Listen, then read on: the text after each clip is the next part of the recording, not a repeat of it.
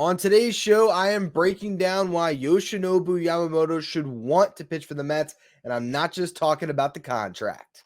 You are Locked On Mets, your daily New York Mets podcast. Part of the Locked On Podcast Network, your team every day.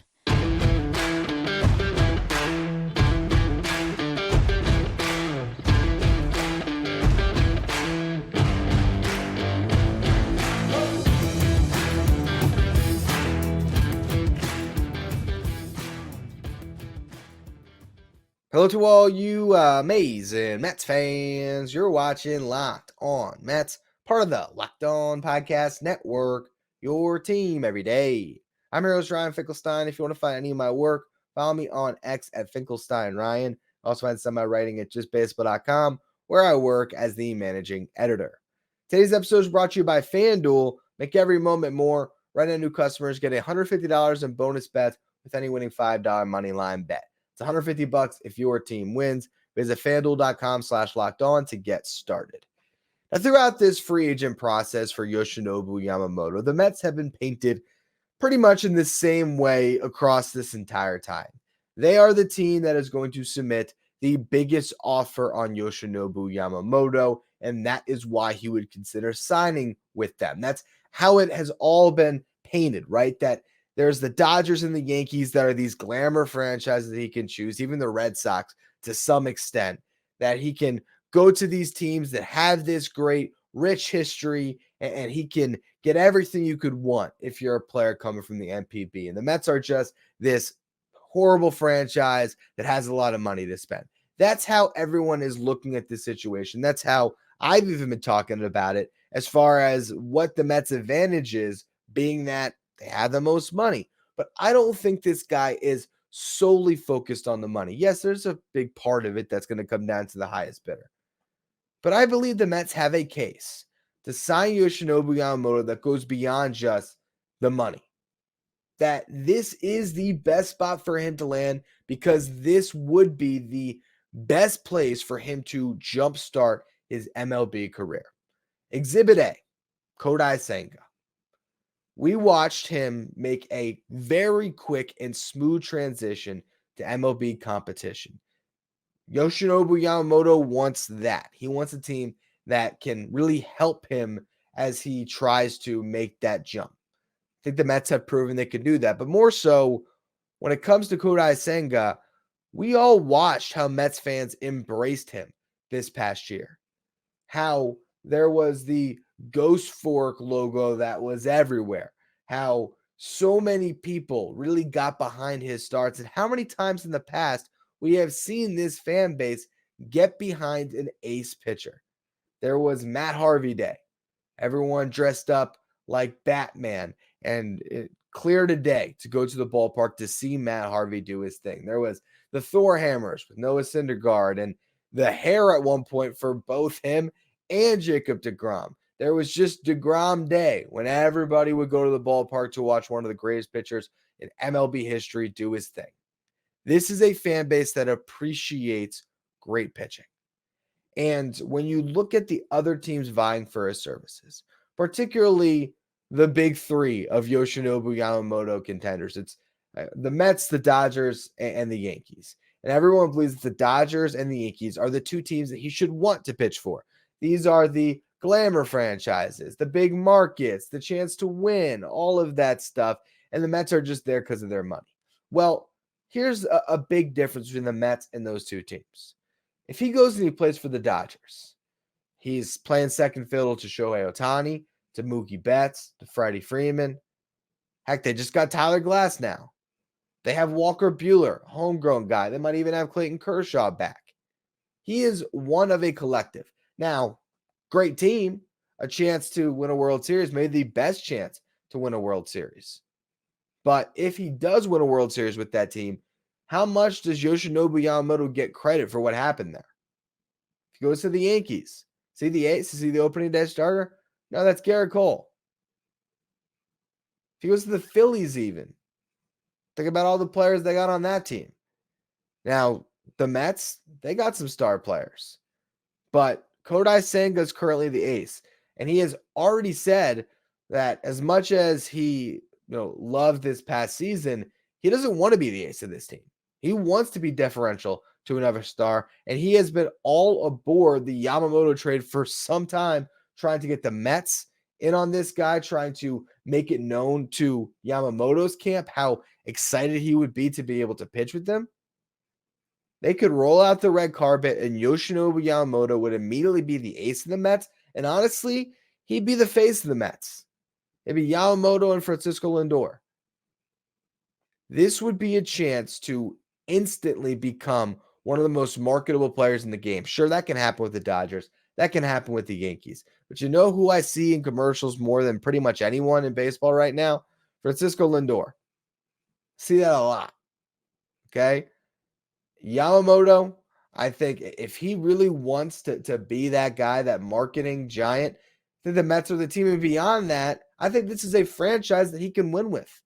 I think if Steve Cohen and David Stearns can sell him on the vision of the New York Mets, having an owner with more resources than any other in the sport, having a president who was able to win on a bare bone budget for years with the Brewers and is now bringing his philosophies to a team that has the big market with the big market dollars. And yeah, they might not be spending that aggressively this year. And we'll talk about that in the final segment because some of your takes out there I've seen from Mets fans on David Stearns in this front office, comparing him to his time with the Brewers and not enjoying what the Mets are doing. I think it's ridiculous. And we'll talk about that later. But I do think there is a vision for what the Mets are trying to put together. The run they're trying to go on. The farm system that they have now. The star players under contract with Lindor and Nimmo and the best closer in baseball in Edwin Diaz. And you can sell Yoshinobu Yamamoto on the fact that he would be the guy. Not one of the guys in that rotation. He would be the clear-cut ace. This would be his team. And if he's as good as we all think he is, he can win in New York with the Mets. And if he does win in New York with the Mets, that's going to mean a lot more than putting up the 28th World Series banner for the Yankees. Or to do it with the Dodgers, where Ohtani and Betts are going to get all the headlines over Yamamoto. The New York Mets are the one spot that this guy can go where he can have absolutely everything. He can have the contract, the big market, the chance to acclimate quickly, and more than anything else, he can be the guy that is the star of the team. The one that is recognized and getting MVP votes.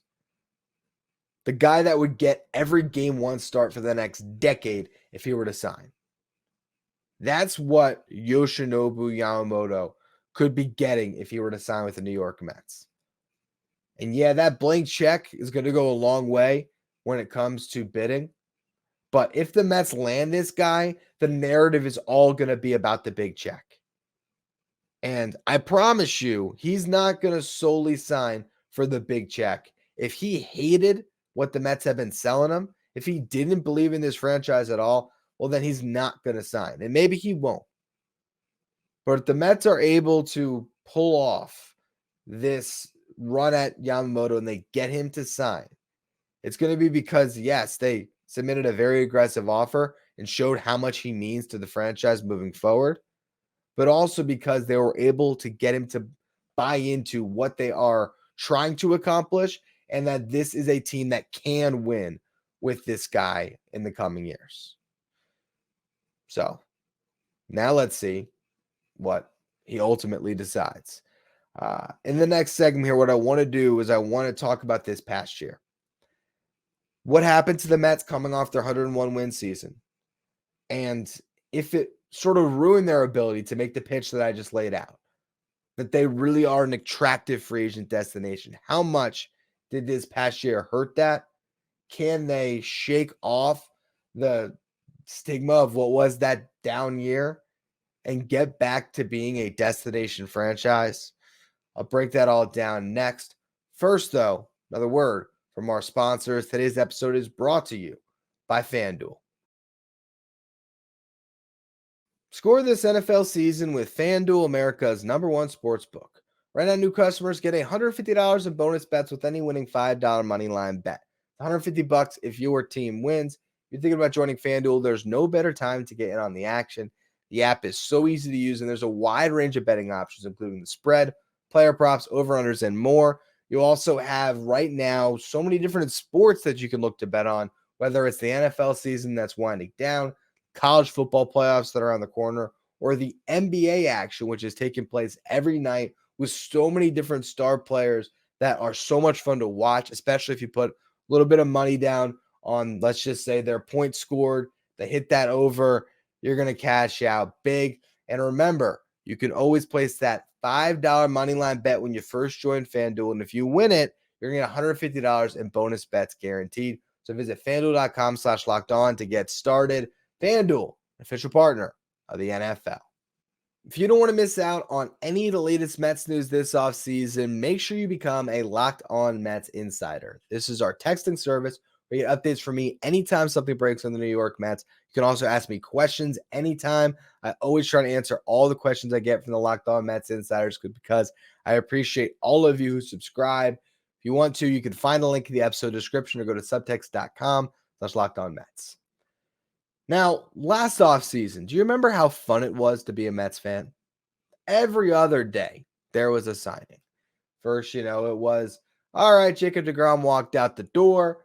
Here we go. Justin Verlander is going to take his place. Actually, before that, Edwin Diaz signed with the Mets before he even got to the complete open market. In that sort of moratorium period after the World Series, before you get to free agency opening, he signed.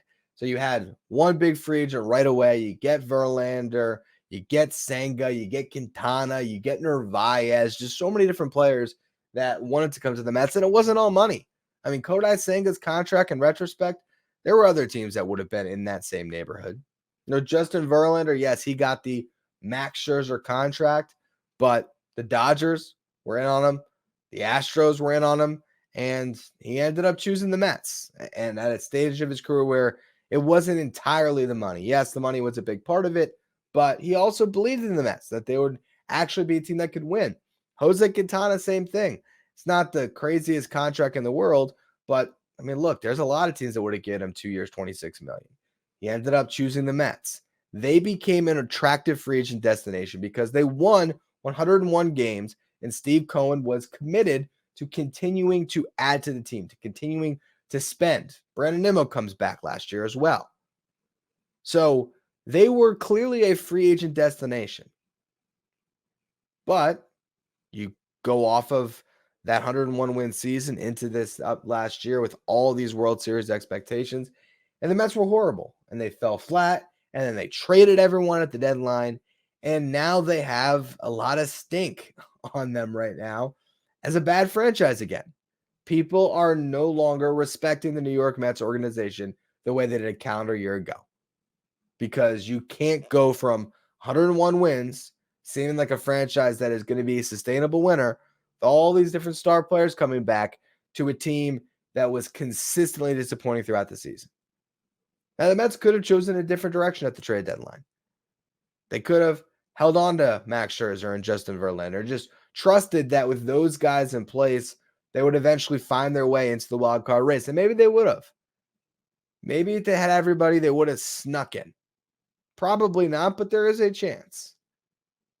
I think the Mets still made the right call as a franchise because they got, their two best prospects, or two of their best three prospects at the deadline in those two trades for Scherzer and then Verlander.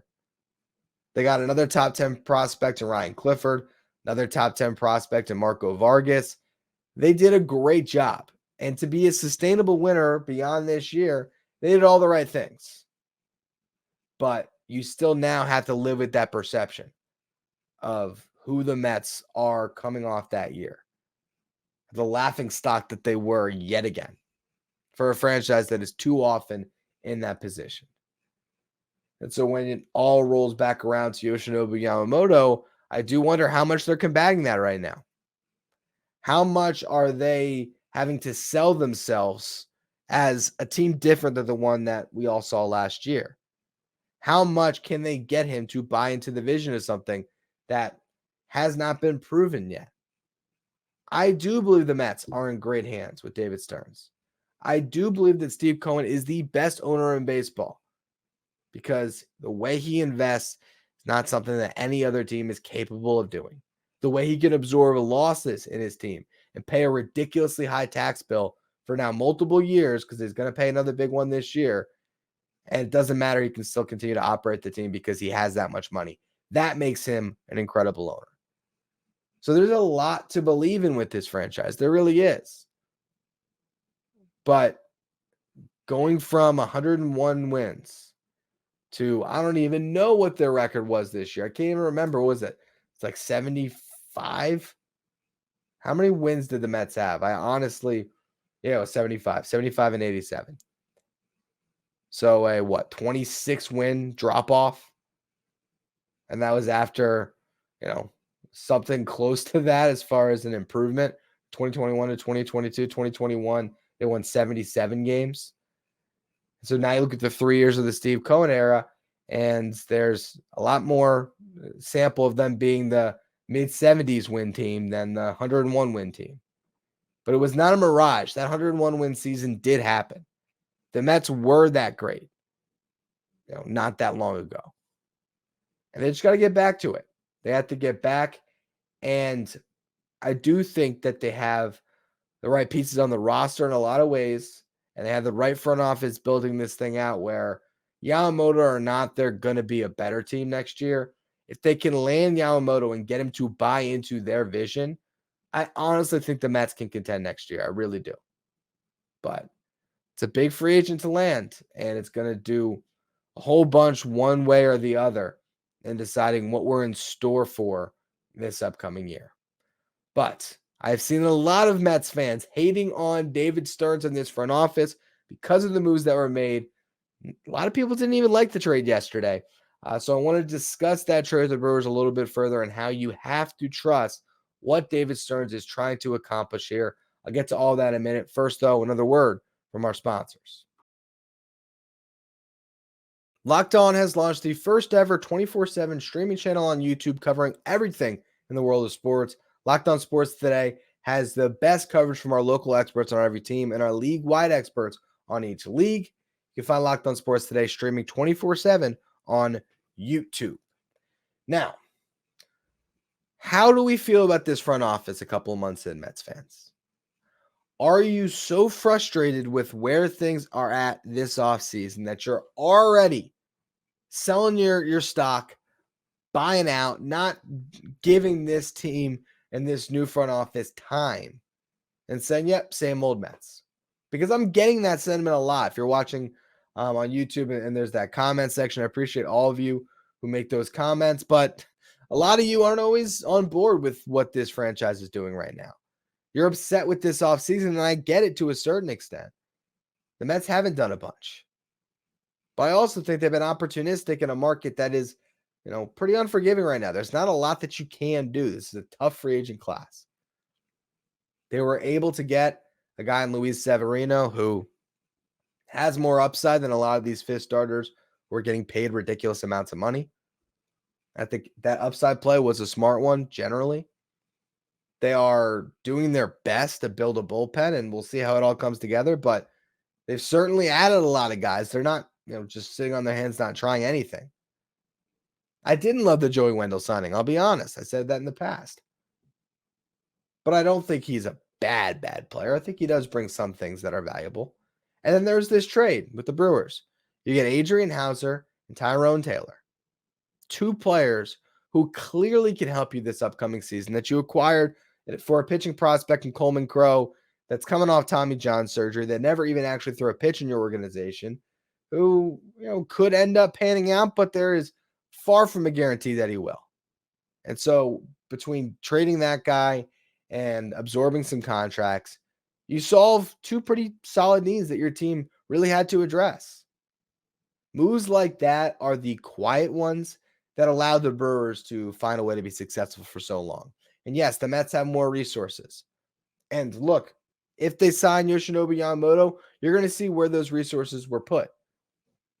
There are going to be players that are worth ponying up and giving massive contracts out to them. but not really in this free agent class outside of Yamamoto.